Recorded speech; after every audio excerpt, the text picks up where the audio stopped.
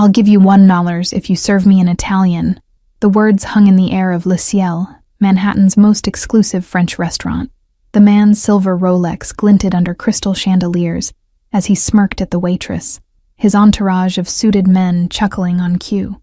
Lucia kept her face neutral, years of practice hiding the fire that threatened to erupt. The restaurant had fallen silent, other patrons pretending not to watch the spectacle unfolding between the notorious mafia boss and the slender brunette balancing a tray of Chateau Margaux 1982. Giovanni Battaglia was infamous in New York's high society, ruthless in business, cruel in pleasure. His recent acquisition of 3 struggling waterfront properties had made headlines, as had the mysterious disappearance of their previous owner. Cold dread washed over Lucia as Battaglia's dark eyes assessed her, his mouth twisted in amusement. The job at Le Ciel barely covered her father's mounting medical bills, and she couldn't afford to lose it, no matter how badly she wanted to pour the $800 wine over his immaculate suit. "Sir, I'll be happy to take your order whenever you're ready," she replied evenly, the practiced smile never reaching her eyes. Behind her professional mask, she calculated exit routes, noting the positions of his 4 bodyguards stationed around the exclusive corner table. The mafia boss leaned forward, manicured fingers drumming on the pristine tablecloth. $1 million. Cash. Just serve me in perfect Italian. His eyes flickered with something dangerous, something testing. "Unless you're just another pretty American girl playing dress-up in a fancy restaurant." Lucia's heart hammered against her ribs as memories of her childhood in Naples flooded back. Her grandmother's kitchen, the smell of fresh basil, hiding in wine cellars while men with guns searched their family villa. The life she'd spent years running from was suddenly catching up in the most unexpected way. "Va bene, signor Battaglia. Sarei lieto di servirvi in italiano," she responded, her accent flawless, voice steady despite the trembling in her hands. "Posso suggerire il tartufo bianco con risotto come primo piatto? È particolarmente eccellente stasera." His eyebrows shot up, champagne glass frozen halfway to his lips. The smug smile vanished, replaced by genuine surprise that quickly transformed into calculating interest. His companions shifted uncomfortably, hands instinctively moving toward concealed weapons. "Where did you learn to speak like that?" Battaglia demanded, all pretense of the game gone. He studied her face with new intensity, as though seeing her for the first time. "That's not textbook Italian. That's Neapolitan dialect. Southern coast." Lucia smiled tightly, mind racing through lies and truths, trying to find the safest path forward. "My grandmother was from Naples. She raised me after my parents died." A partial truth, safer than admitting her father was still alive, hidden away in a private facility in Queens. Chef Pierre appeared at her elbow, a lifeline in the dangerous waters she was suddenly navigating. "Lucia, table 7 needs attention," he murmured, eyes darting nervously between her and the notorious mobster. The message was clear. Get away while you can. "Your grandmother taught you well," Battaglia said, ignoring the chef completely. He pulled out a business card, scrawling something on the back before holding it out to her. "Come to this address tomorrow at 8. We'll discuss your $1 million. 2 of Battaglia's men watched her for the remainder of her shift, never ordering, never speaking. They left generous tips for drinks they didn't touch, eyes tracking her every move until closing.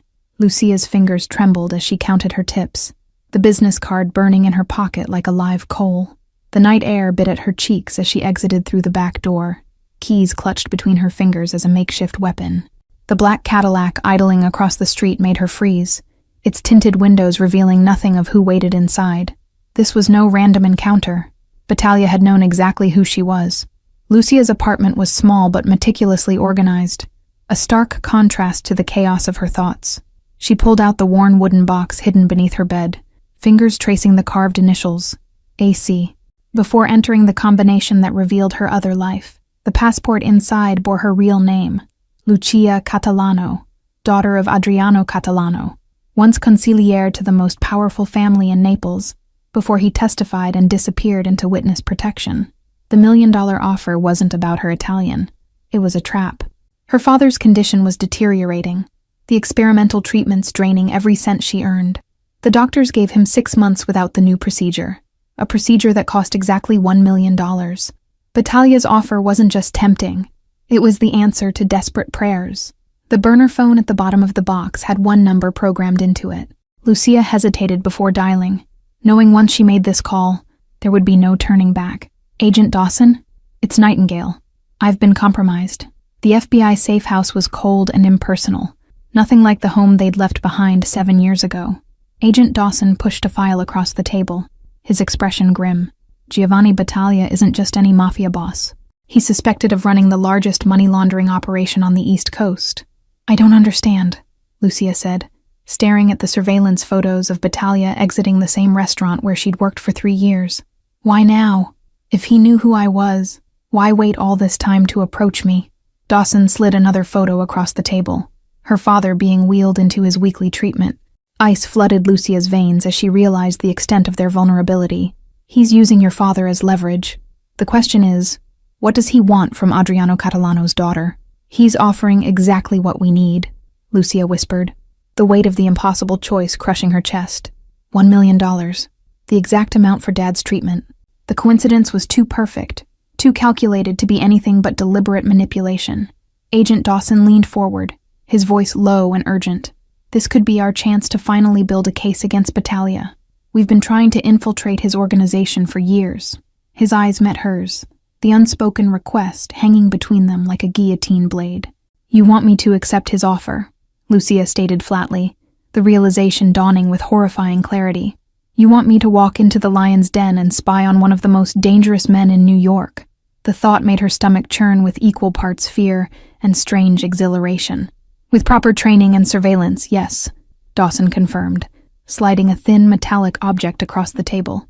This looks like a normal earring but contains a microphone and GPS tracker. You'll never be alone. His confidence did little to calm the storm raging inside her. Dawn was breaking over the city when Lucia made her decision, the first rays of sunlight illuminating the choices before her. Play it safe and watch her father die, or dance with the devil, and maybe, just maybe, save both of them.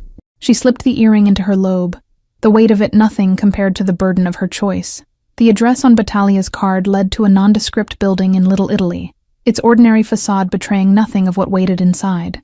Lucia straightened her shoulders and stepped through the door, crossing a threshold that would forever divide her life into before and after. The Nightingale arrives. Battaglia greeted her from behind an ornate desk, using the code name only the FBI and her father should have known. His smile was all predator as he gestured to the chair across from him. We have much to discuss about your father's legacy. My father is dead, Lucia lied smoothly, the weeks of FBI coaching guiding her response.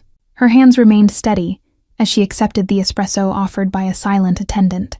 I'm not sure what legacy you're referring to. Battaglia's laugh was genuine, eyes crinkling at the corners in a way that momentarily transformed his face from menacing to almost charming. Your father's not dead, Piccola Bugiarda. He's in the private wing of St. Mary's in Queens, receiving treatment for progressive supranuclear palsy. The detailed knowledge of her father's condition sent a chill down Lucia's spine, but she maintained her composure. What do you want from me? She asked directly, abandoning pretense. The Italian challenge was just theater. You knew who I was the moment I walked into Le Ciel. Smart girl. Battaglia nodded approvingly, sliding a folder across the polished mahogany. Your father had something that belongs to my family. Ledgers containing 30 years of business transactions. Before he betrayed us, he hid them somewhere only a Catalano could find. The pieces clicked into place with sickening clarity. The $1 million offer, the timing, the surveillance. You've been watching me, waiting for my father to get desperate enough that I'd do anything for money.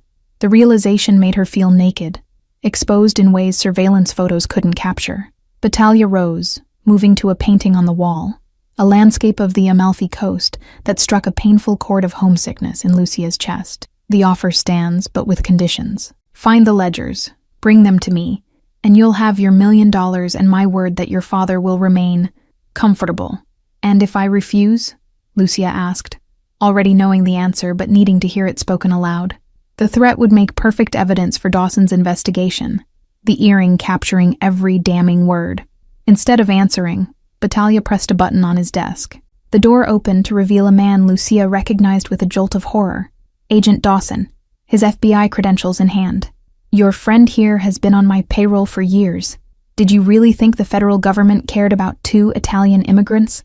Dawson wouldn't meet her eyes as he placed a small device on the desk, her tracking earring, now removed and useless. I'm sorry, Lucia. Some games are bigger than you understand. The betrayal cut deeper than fear, leaving her truly alone in the heart of enemy territory. You have 3 days, Battaglia stated calmly, as though discussing a business deadline rather than her father's life. Find the ledgers, or we'll relocate Adriano to a facility where his care might be less attentive. The million is still yours if you deliver. Lucia's mind raced through options, each more desperate than the last. The FBI was compromised, her father vulnerable, and the only lifeline offered was from the very predator she'd been taught to fear. I'll need access to my father. The clues could be in his personal effects. Granted, with supervision. Battaglia agreed too easily, confirming her suspicion that he'd anticipated her every move in this deadly chess game. Pietro will accompany you. Consider him both your bodyguard and your shadow until our business concludes. Pietro stepped forward from the corner of the room where he'd been standing so still, Lucia hadn't noticed him. His face was impassive, but his eyes held an unexpected depth, suggesting there was more to this enforcer than blind loyalty to Battaglia. The decision crystallized in Lucia's mind. She would find the ledgers, but not for Battaglia. Whatever secrets they contained had been worth protecting at the cost of their family's safety. Her father had sacrificed everything to keep them hidden. She wouldn't undo his life's work for any price. St. Mary's private wing gleamed with wealth, a stark contrast to the public hospital floors Lucia had frequented as a child. Pietro walked 2 steps behind her, his presence both reassuring and suffocating as they approached her father's room, his gun concealed but ever present beneath his tailored jacket. Adriano Catalano was a shadow of the powerful man who once commanded respect with a single glance. His frail body seemed to disappear into the hospital bed, skin translucent under harsh fluorescence, eyes cloudy but still alert enough to widen with fear when he saw his daughter accompanied by a Battaglia soldier. "It's okay, Papa," Lucia soothed, taking his trembling hand while her mind frantically searched for a way to communicate without alerting Pietro. The disease had stolen her father's voice, but not his mind, his gaze still sharp behind the prison of his failing body. Lucia busied herself arranging flowers, positioning the vase deliberately on his nightstand. "Remember when we planted roses at our summer house?" she asked casually, referencing a property that didn't exist, near that old olive grove where you buried Mom's favorite necklace for safekeeping. A flicker of understanding crossed Adriano's face, his fingers twitching in a subtle gesture toward the book on his nightstand. The Divine Comedy, dog-eared and worn from repeated readings. Pietro's attention momentarily diverted to his buzzing phone, giving Lucia precious seconds to slip the book into her purse. The hospital visit yielded more than just the book. It provided Lucia her first glimpse into the hierarchy of Battaglia's organization. 3 different men called Pietro for updates, each conversation revealing layers of command and control that might prove useful if she survived long enough to exploit them. Battaglia's compound in the Hamptons was their next destination, a sprawling estate protected by walls, guards, and the illusion of legitimacy. "The annual charity gala," Pietro explained as he escorted her through security checkpoints. "Every important family will be here tonight. You'll be introduced as Battaglia's cultural consultant." The ballroom sparkled with wealth and danger, diamond necklaces adorning the throats of women who knew better than to ask questions about their husbands' business dealings. Lucia's simple black dress felt like armor as she navigated the crowd, cataloging faces, names, and connections she might leverage later. "My dear," Battaglia appeared at her elbow, possessive hand at the small of her back, as he guided her toward an elderly man whose weathered face bore the map of Sicily in its creases. "Meet Don Carmine Ferraro, an old friend of your father's. He's been eager to meet Adriano's daughter." Ferraro's rheumy eyes assessed her with unsettling familiarity.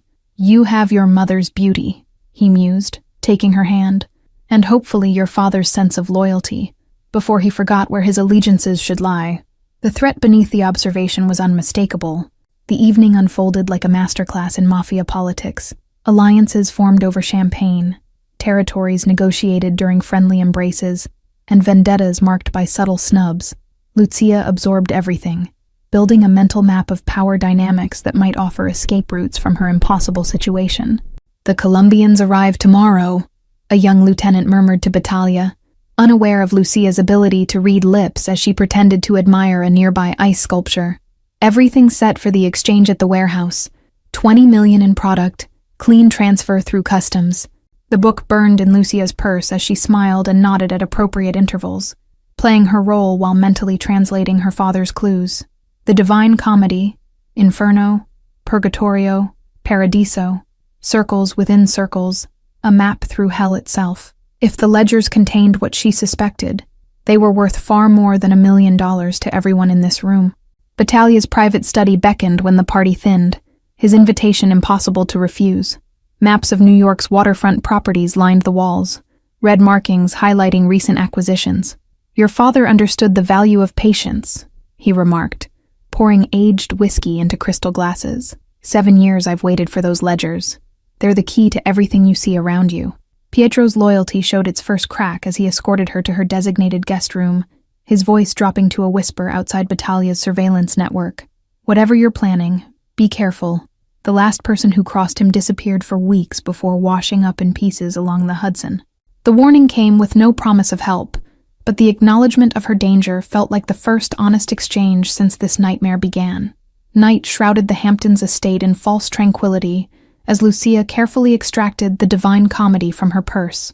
Beneath the lamplight, her father's annotations became visible.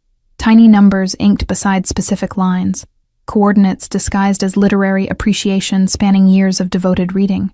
Dawn found her exhausted but triumphant, the pattern clear.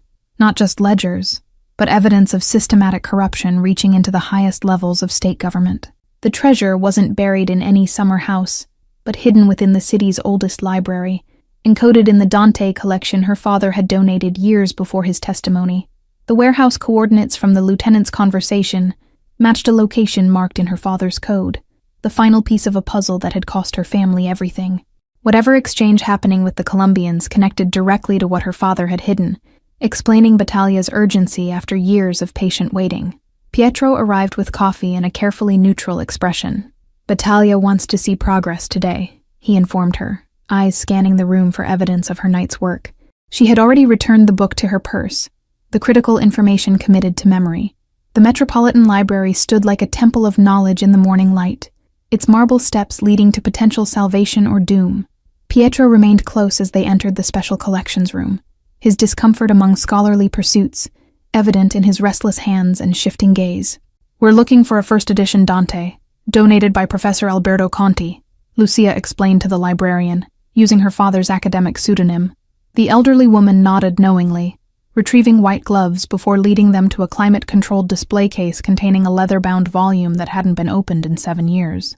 The ledgers weren't physical books, but microfilm hidden within the binding, virtually invisible unless you knew exactly where to look. Lucia's fingers trembled slightly as she extracted the first film, her body blocking Pietro's view as she confirmed what her father had sacrificed everything to protect. "We should go," Pietro urged, his anxiety increasing as Lucia photographed each page with her phone. "Battaglia is expecting us back by noon." His hand moved unconsciously toward his concealed weapon, as 2 men in suits entered the special collections room, their focused gaze immediately locking onto Lucia. The library erupted into chaos as the men drew weapons, Pietro shoving Lucia behind a bookcase as bullets splintered priceless first editions. "Ferraro's men," he hissed, returning fire while pulling her toward a service exit. "They must have followed us from the estate." Blood soaked Pietro's sleeve as they fled down fire stairs, his loyalty now firmly established by the bullets he'd taken defending her. "The warehouse," he gasped, pressing his car keys into her palm. "Battaglia will be waiting at the estate.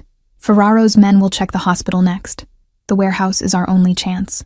Lucia's mind raced as she drove Pietro's Audi through midday traffic, her phone uploading the ledger images to an encrypted cloud server with each passing mile. The betrayal wasn't Battaglia's alone. The ledgers revealed a conspiracy spanning decades, with her father's testimony merely a calculated move in a larger game between rival families.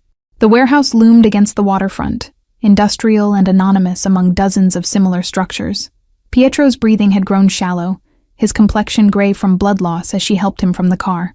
"You should have told me about Ferraro," she accused, supporting his weight as they approached a side entrance. "Didn't know," Pietro managed through clenched teeth. "Old vendetta. Ferraro blamed your father when his son was arrested. Thought the ledgers would clear his name. The truth was always more complicated, more personal than it first appeared. Not just business, but blood, and decades of grievances carried through generations." Voices echoed from within the warehouse, Battaglia's distinctive commanding tone, another man's accented responses, the unmistakable sounds of a major transaction underway. Lucia helped Pietro into the shadow of shipping containers, both of them freezing as Battaglia emerged into the sunlight, accompanied by a distinguished Colombian man and Agent Dawson. now clearly revealed as the crucial link between criminal enterprise and law enforcement protection. The FBI isn't just compromised, they're partners, Lucia whispered, recording the exchange with her phone as Dawson inspected packages being transferred from shipping containers to unmarked vans. The scale of corruption explained her father's desperate measures, his refusal to trust anyone with what he'd discovered. Pietro's hand clutched her wrist with surprising strength for a wounded man. Those ledgers contain offshore account numbers, blackmail material, evidence that would dismantle operations across 3 continents. His eyes held a question, whether she would use this information for justice or leverage in a world where everyone seemed to have a price. Batalia's voice carried across the warehouse yard, issuing instructions for the night's distribution network. Each name he mentioned corresponded to entries in her father's meticulous records, connections that formed a web of influence extending from street corners to penthouse boardrooms. The decision crystallized in Lucia's mind. Not revenge, not money, but escape. With copies of the ledgers secured online, she and her father could disappear permanently, leaving the evidence for authorities beyond Dawson's influence. All they needed was a head start, and enough leverage to keep Batalia's men from following. "Can you walk?" she asked Pietro, calculating their chances if they could reach the car undetected. His grim nod was contradicted by the pallor of his skin, but determination sometimes counted more than physical strength when survival hung in the balance. A shipping container provided temporary shelter as they planned their next move, the voices of Batalia's men growing closer with each passing minute. "I need a distraction," Lucia murmured, eyeing the rows of vehicles parked near the administrative offices. "Something big enough to cover our escape." Pietro withdrew a small detonator from his jacket pocket, managing a pained smile at Lucia's startled expression. "Always have contingencies in our line of work." He handed her the device, nodding toward a fuel tank at the far end of the compound. "That should do it. Wait until I get into position by the east exit." Doubt clouded Lucia's judgment. Pietro had protected her, but his ultimate loyalty remained unclear.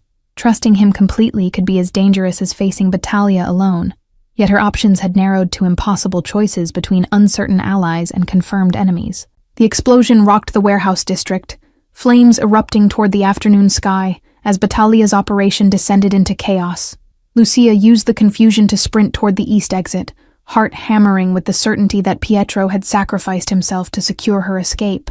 Instead, she found him waiting in the driver's seat of an unmarked sedan, engine running. "I hot-wired it," he explained as she slid into the passenger seat. "They'll be looking for my car." The simple logic of survival had apparently trumped whatever complicated loyalties he juggled. Saint. Mary's hospital was in lockdown when they arrived through the service entrance, Pietro's FBI credentials, stolen from Dawson months earlier as his own insurance policy, granting them access to restricted areas. Adriano Catalano's room was empty, the bed stripped, monitors silent. "Looking for this gentleman?" A nurse appeared in the doorway, her expression professionally neutral as she held out a clipboard. "He was transferred to radiology 20 minutes ago, standard procedure for his treatment protocol." The timing was either miraculous coincidence or evidence that someone else was moving pieces on this chessboard. Lucia found her father in the radiology waiting area, alert and somehow expecting her. In his lap sat a worn leather case containing passports, cash, and documentation she'd never seen before. His trembling hand pressed a note into her palm. "Zurich account. Enough for both treatments. DA is waiting." The hospital's rear exit opened onto a service alley, where a black SUV idled, its driver obscured behind tinted windows. Pietro drew his weapon, positioning himself between Lucia and this new uncertainty, his loyalty now seemingly committed despite the wounds that should have incapacitated him hours ago. The window lowered to reveal District Attorney Christine Wells, her expression grim but determined. "The real FBI has been building a case against Dawson for months," she explained as orderlies helped Adriano into the vehicle. "Your father's evidence was the missing piece. Now get in. We have 10 minutes before Battaglia realizes you're gone." The safe house overlooked the Hudson River, its unassuming exterior concealing state-of-the-art security systems and a medical suite where Adriano could receive continued care. District Attorney Wells spread photographs across the dining table, surveillance of Battaglia, Ferraro, and Dawson spanning 3 years of meticulous investigation. "Your father wasn't the only one gathering evidence," Wells explained, her expression softening as she glanced at Adriano dozing in his wheelchair by the window. "We've had undercover agents in both organizations, but needed concrete financial proof to connect them to the Colombian cartels." Lucia scrolled through her phone, displaying the ledger photographs now securely stored on the DA as encrypted servers. These trace money movements through 17 shell companies across 9 countries, she explained, pointing to account numbers her father had highlighted decades ago. Pietro remained by the door, his gunshot wound professionally dressed, but his position in this new alliance still uncertain. Battaglia will have emptied the warehouse already, he warned, checking his watch. He maintains 3 secondary locations for emergencies: a shipping container yard in Brooklyn, a meat processing plant in Queens, and a private airstrip in New Jersey. Wells nodded, adding these locations to her existing files. We're coordinating with the DEA and uncorrupted FBI units for simultaneous raids tonight, but there's something more personal you both should know. She slid a sealed envelope toward Lucia, the government watermark indicating classified contents. The documents inside ripped away the final veil of lies. Photographs of Adriano with Christine Wells 25 years earlier, both wearing FBI credentials at a crime scene. Not consigliere, but deep cover agent, who had sacrificed everything for an assignment that consumed his life and nearly destroyed his family. My mother, Lucia whispered, the floor seeming to tilt beneath her as decades of careful fiction unraveled.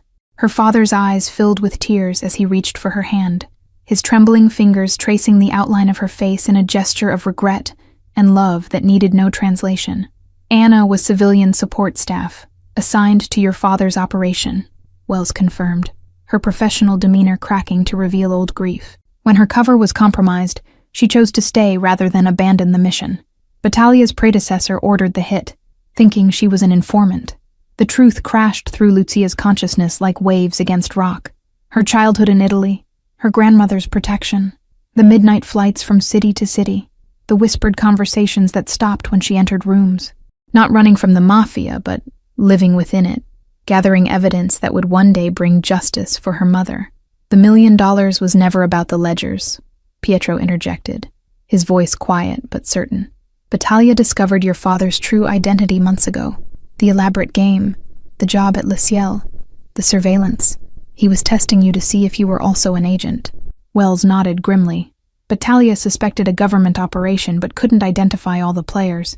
Using you to find the ledgers was secondary to exposing our network. Her gaze shifted to Pietro, a silent question passing between them that confirmed Lucia's growing suspicion about his true allegiance. I've been undercover in Battaglia's organization for 5 years, Pietro confirmed, rolling up his sleeve to reveal a small tattoo identical to one Lucia had glimpsed on Wells's wrist, the covert marking of their specialized joint task force. Your father recruited me personally before his condition deteriorated. Adriano's wheelchair moved closer, his disease-weakened hand clutching a pen to write a shaky message on Wells's notepad. Worth it? The question hung in the air, directed at Lucia, weighted with the sacrifice of her mother's life, her father's health, and her own stolen normalcy. Lucia knelt beside him, suddenly seeing not just her father, but the man who had dedicated his life to a cause greater than himself, greater even than his family. We'll make it worth it, she promised, glancing toward the window where red and blue lights had begun to illuminate the night as tactical teams assembled for the coordinated raids. The secure phone on the table buzzed with an encrypted message. Facial recognition had placed Battaglia at his private airstrip, presumably preparing for escape now that his operation was compromised. Wells immediately began coordinating additional units, the endgame of a decades-long investigation finally unfolding across the city. The private airstrip glowed with runway lights, Battaglia's jet undergoing final preparations as Lucia watched from the tactical van parked behind maintenance buildings. Despite Wells's objections, she had insisted on being present, needing to witness the moment when her parents' sacrifice finally culminated in justice. Stay in the vehicle, Pietro ordered, now dressed in full tactical gear, his injury temporarily forgotten in the adrenaline of the operation. Earpieces crackled with position updates as teams surrounded the airstrip, the coordinated raids across the city having already netted 17 arrests and counting. Battaglia emerged from a black Mercedes, flanked by bodyguards, and, to Lucia's visceral disgust, Agent Dawson, whose betrayal now extended to actively aiding a fugitive's escape. The sight of them walking freely, confidently toward the waiting jet, ignited something primal in her chest, a fury that bypassed rational thought. Before Pietro could stop her, Lucia was out of the van, the cool night air carrying her voice across the tarmac. Giovanni Battaglia! The name rang out, halting the procession as heads turned toward the unexpected interruption. Anna Catalano sends her regards from beyond the grave. Battalia's composure cracked for the first time, recognition and something like fear flashing across his features, as tactical teams used the distraction to advance. Catalano's daughter, he spat, reaching inside his jacket only to freeze as laser sights peppered his chest with red dots. It's over, Giovanni, Lucia continued, walking steadily forward despite Pietro's frantic signals to take cover. The ledgers are with the DA, your accounts are frozen, and your Colombian friends are being arrested as we speak. Each word was a step closer to the man who had orchestrated decades of suffering. Dawson broke first, raising his hands in surrender as reality crashed through his delusions of escape. Several bodyguards followed suit, the odds clearly shifting as tactical teams emerged from shadows, helicopters thundering overhead with spotlights illuminating the scene in harsh white clarity. Only Battaglia maintained his defiance, dark eyes locked on Lucia with murderous intent. You think this ends with me? There are systems in place, connections your father never found. I'll be out in 5 years, and the first thing I'll do is finish what I started with your family. The threat hung in the air between them, a final test of who Lucia truly was, her father's daughter pursuing justice, or someone willing to cross lines for vengeance. Her hand slipped into her pocket, fingers closing around the small recorder that had captured every word of his confession and threat. You had your chance for a deal, she replied evenly, nodding to Wells, who stepped forward with federal agents. That offer expired the moment you threatened a protected witness in front of the district attorney and a dozen federal agents. Enjoy life without parole, Giovanni. As Battaglia was led away in handcuffs, Dawson attempted one last, desperate negotiation. I have names, he called out to Wells. People you don't even suspect, connections that go all the way to... His plea cut short as a shot rang out from the darkness beyond the runway, blood blossoming across his chest before tactical teams could react. A figure darted between hangars, disappearing into the night despite pursuit, one of Ferraro's men ensuring Dawson would never reveal the full extent of their operation. The corruption ran deeper than even Lucia's father had documented, tentacles reaching into places they had yet to discover. Pietro appeared at Lucia's side, gently guiding her back toward the tactical van as medical teams rushed to the fallen Dawson. It's never completely over, he murmured, a veteran's wisdom in his voice. But tonight, we've cut off the head. The rest will scatter, fight among themselves, make mistakes. The $1 million that had seemed so crucial days ago now felt meaningless compared to the justice unfolding across the city. Arrests continued through the night, evidence from the ledgers connecting politicians, judges, and business leaders to decades of criminal enterprise, each indictment another vindication of her father's sacrifice. Dawn broke over the safe house as Lucia returned to find her father awake, alert, watching news coverage of Battaglia's arrest with tears streaming down his weathered cheeks. 25 years of deep cover, the loss of his wife, his health, and nearly his daughter, all culminating in this moment of justice so long deferred. 3 months passed in a whirlwind of grand jury testimonies, protective custody, and medical treatments made possible by the government's Witness Protection Fund. Adriano's condition stabilized under experimental protocols that had once seemed financially impossible, his hands steady enough now to hold a cup without assistance. Lucia stood by the window of their new home, a modest but comfortable house on the outskirts of Portland, overlooking forests instead of concrete. Her testimony had been crucial in securing indictments against 43 members of Battaglia's network, including judges who had dismissed cases against him for decades. Pietro visited occasionally, his cover intact despite the operation's success. His role now focused on dismantling what remained of the organization from within.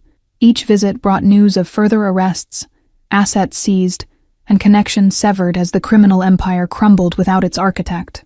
The doorbell chimed, announcing Christine Wells's monthly check-in, her government vehicle conspicuous in their quiet neighborhood despite attempts at discretion. The Swiss account is fully accessible now, she announced without preamble, placing documents on the kitchen table. Your father's pension and compensation for 25 years of service. Adriano watched from his armchair, more present than he had been in years. The burden of secrets finally lifted from his shoulders. His latest medical scans showed remarkable improvement, the disease's progression slowed by treatments that would never have been possible without the resources now available to them. We've had an interesting development, Wells continued, sliding a newspaper across the table. The obituary of Don Carmine Ferraro, reportedly from natural causes, though the timing seemed suspiciously convenient. His son Marco has reached out through intermediaries, offering information in exchange for limited immunity. Lucia's new position with the Financial Crimes Division gave her unique insight into the complexities of such negotiations. "He wants to leverage his father's death into a fresh start," she observed, recognizing the pattern from dozens of similar cases. "What's he offering?" "Names in 6 European countries, account numbers, and shipping routes we haven't identified yet." Wells tapped her folder thoughtfully. With Battaglia serving consecutive life sentences and Ferraro Sr. gone, Marco sees an opportunity to eliminate competition while protecting himself. The cynical math of justice sometimes required uncomfortable compromises. Lesser criminals freed to capture greater ones. Partial immunity granted to gain critical evidence. Lucia had learned to navigate these gray areas, her idealism tempered but not extinguished by the realities of systemic corruption. Adriano pushed a small box across the table toward his daughter, his message clear without words. Some decisions were hers alone to make now. Inside lay her mother's wedding ring, recovered from evidence storage after 25 years, a tangible connection to the woman who had chosen principle over safety. Accept his offer, Lucia decided, slipping the ring onto her finger, a talisman of her heritage and the values worth fighting for. But maintain surveillance indefinitely. Men like Marco Ferraro don't change their nature. They just adapt their methods. Wells nodded approvingly, the student now demonstrating wisdom that matched her teacher's. Their partnership had evolved from protection to collaboration. Lucia's first-hand experience with Battaglia's organization, providing insights that complemented Wells' prosecutorial expertise. That evening, as Portland's gentle rain tapped against the windows, Lucia prepared dinner in their modest kitchen, a simple act of normalcy that had once seemed impossible. Her father joined her, his movements slow but purposeful as he chopped vegetables, the domestic scene a stark contrast to the life they'd escaped. "Was it worth it?" she asked, echoing his question from months earlier. The cost had been enormous. Her mother's life, her father's health, years of hiding and fear. Yet watching him now, engaged in the simple pleasure of cooking together, she glimpsed the answer in his peaceful expression. "Family dinner at 6, he replied, his voice raspy from disuse but gaining strength with practice. "No burner phones, no coded messages, no looking over our shoulders. Just this." He gestured to their humble kitchen, to the life they were building from the ashes of their past. Worth everything. The $1 million that had once seemed the answer to their problems remained unclaimed. Battaglia's blood money rejected in favor of the harder path. What they had gained instead was beyond price. Truth, justice, and finally, the freedom to simply be father and daughter, without the weight of secrets between them. A text from Pietro interrupted their evening routine. The raids on Marco Ferraro's identified locations had yielded evidence connecting 3 more government officials to the conspiracy. The work continued, ripples expanding from the stone they had cast into dark waters, each wave bringing more truth to light. Lucia stepped onto the porch after dinner, gazing at stars visible here in ways they never had been in New York. The path from waitress to federal analyst had been unimaginable weeks ago, yet somehow felt like returning to a truth that had always been part of her heritage: service, justice, and the courage to stand against corruption regardless of the cost. Thank you all for following this story. If you enjoyed it, please write in the comments where in the world you're watching from, and don't forget to like, subscribe, and share this video, as your support is what keeps me creating these stories for you.